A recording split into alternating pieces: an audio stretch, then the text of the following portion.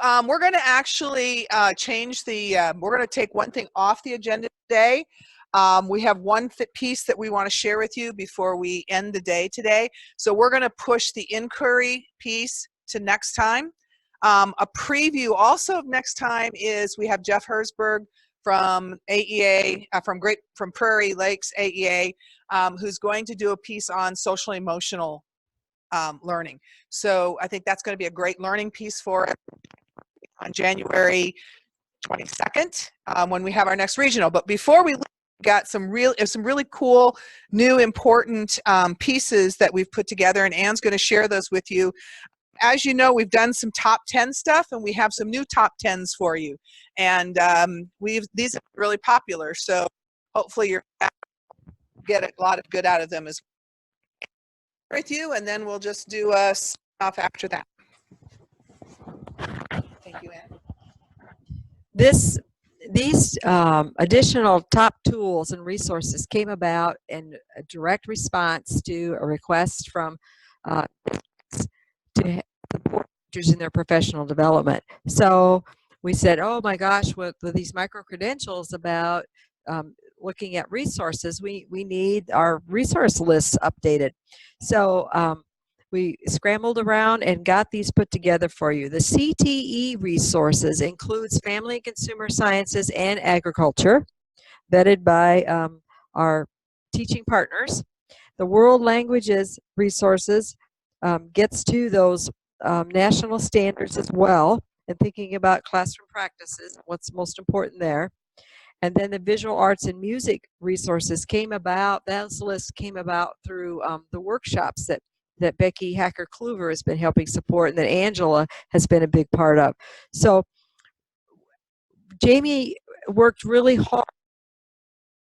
Website, they're found under your resources tabs, but with the visual arts and music,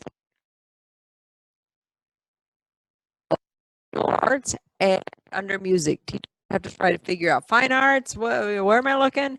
Visual arts and music. Likewise, with physical education and health, that was another one that we put together, and we have that one in both places, physical education and health. Though those teachers aren't always the same person. So those are there. And then we did post last spring our top resources for next generation science standards and social studies. So we want to just remind you that those are available as well as the literacy and the math and shifts. So the general top 20 resources document as well. I think one of the real benefits of our MISIC membership is having access to these resource documents so that we can truly use them. We saw a lot of that today from the DE with April's presentation about resources. We saw it from Angela as well for resources. MISIC has always been one of your first stops for identifying quality resources. So we're glad to have these for you.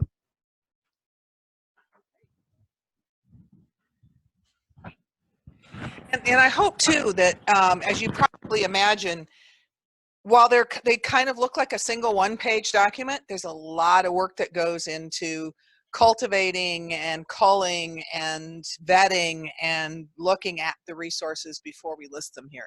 So these are ones that either people in the field have recommended, we've looked at and recommend based on our own knowledge. We kind of feel some of them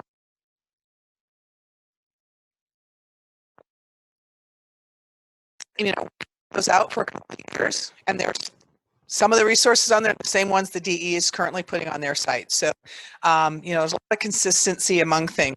Maybe people can stop having to spend a lot of time just searching for stuff and just use the resources that we already know are good instead of taking a roll of grabbing something from the internet that may or may not be adequate. So, we're going to end up just a little early because we've had a long meeting. We didn't take much of a break. Everybody's tired. We've probably filled your heads and your computers with enough stuff for one day. Yes. Yes, we have recorded this today, and we will be posting it.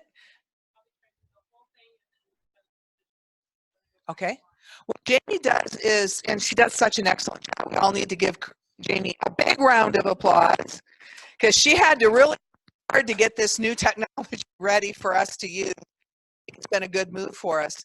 But Jamie is going to post the thing in its entirety, but she also will break it down by topic. So if you want teachers to just look at a specific topic from today, particular thing like Anne's thing was showing how to actually go through text-dependent questions and use multiple text and tie those together and use pieces of text, not a whole text. So I think there was much great today.